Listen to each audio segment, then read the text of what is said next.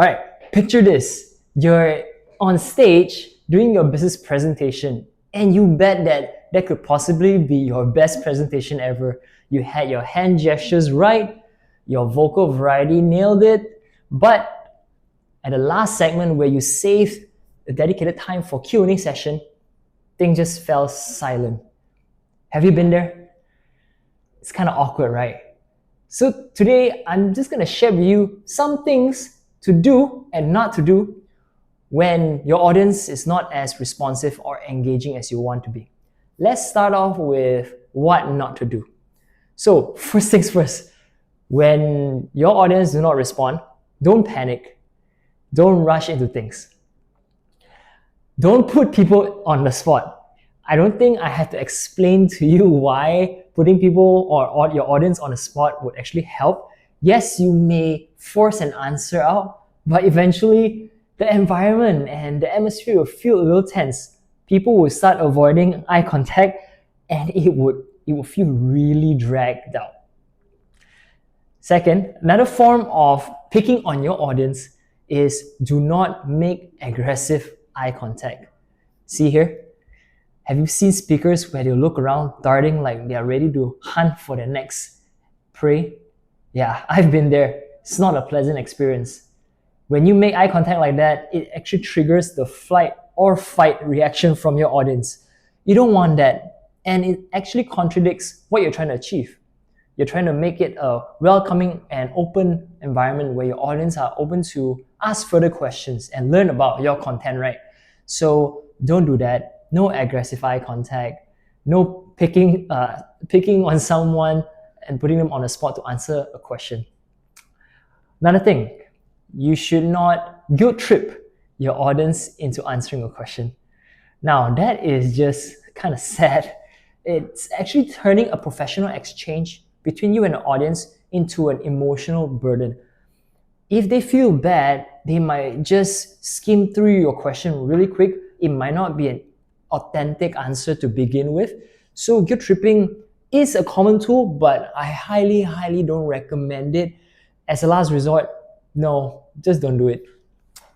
Another not to do is talking about or making jokes about yourself, self-deprecating jokes. You might think that you're being funny, you are making awkward chuckles. That is another form of self-pity as well. You might not see it that way, but your audience might perceive it that way. So when you do that, you are essentially lowering your status as the presenter, the speaker, and ultimately not really encouraging of people really answering the questions that they have. They might just keep quiet and move on. One last thing, if you really feel that, okay, no questions, sometimes you just need to give it some time. You don't want to abandon your mission and prematurely conclude the Q&A session too quickly. Sometimes your audience do need time to think, right? Which leads me to what you should do if your audience are kind of shy and reluctant to answer questions. So I'm from Malaysia, and in Malaysia, lots of people don't like to be first. People tend to wait for other people to respond. What they are essentially looking for is social proof. And how do you get that? So there are two ways to get social proof to help encourage your audience to engage with your content. First, you can, before you do your presentation, your speech, you can actually reach out to a friend or a member of your team to have a question prepared. So when you do ask questions or open the floor for questioning, they will be the one initiating and acting as a catalyst to start the momentum. When someone starts, it gets easier for the other audience members to engage and interact with your questions. That's the first way, to preempt somebody to help you out. Second is to contextualize an earlier conversation. In an event, business event, you might be mingling with other people and you might have conversation related to the topic you're talking about. Use that as a supportive piece. Bring it up the fact that, hey, you spoke to someone and someone mentioned a really great idea that's relevant to your topic, and share it with your audience member. For example, if you're talking about body language, for example, You can mention that someone earlier spoke to you about hand gestures, and you bring up the fact that, okay, hand gestures is a topic brought up earlier, and here are some points that I want to highlight on hand gestures, indirectly answering that person that you spoke to and making it more encouraging and easier for other audience members to interact with your questions. Well, another way to make Q&A sessions a little easier and friendlier is to make it easy. So what do I mean by that? Rather than asking people, hey, anyone have any questions? Feel free to ask. You can make it structure it in a way where the audience can answer it as a group. So you can suggest some prompt, make some statements. For example, a question A, asking, who here agrees with me that point B has the most relevant stories in your life? Put your hands up.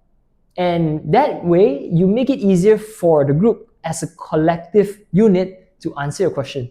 And from there, you may probe further. You can ask follow-up questions from the audience members who seem eager or who seem like they might have something more to share. So that's another method. Some quick hacks also include introducing an incentive program. Well, that may not be your favorite one, but it does work. Probably giving out some small giveaway gifts that is attractive enough to encourage your audience members to participate. That could work, but I wouldn't recommend that as your top choice. Sometimes it works for events, some parties, but business events, typically not the best choice, but it's something to think about. And the last tip on how to encourage your audience to interact with you during your Q&A session. So there's this one thing I call an internal seed question. So what is that? Basically, as a speaker, you are creating a hypothetical question, planting it in the audience environment. So for example, if nobody answers, if no audience member interact with your question after 5 to 10 seconds, you can then initiate and encourage a hypothetical question by making something up. You can say something like, okay, at this point, someone will most likely ask me question B, and then question B follows. So when you start a hypothetical question and actually answering that would warm up the crowd, and they will essentially be encouraged to ask more questions as well. So Q&A session feels a lot like starting a momentum, a movement, and sometimes you just need that initiation. And these are some ways what you could do as a speaker or presenter to start the momentum for Q&A interaction and all that. So remember, don't force it.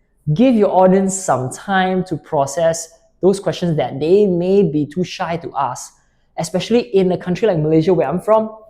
Yeah, you may need to be a little patient, and these tricks will probably be very helpful when next time you do organize or lead a discussion or a presentation.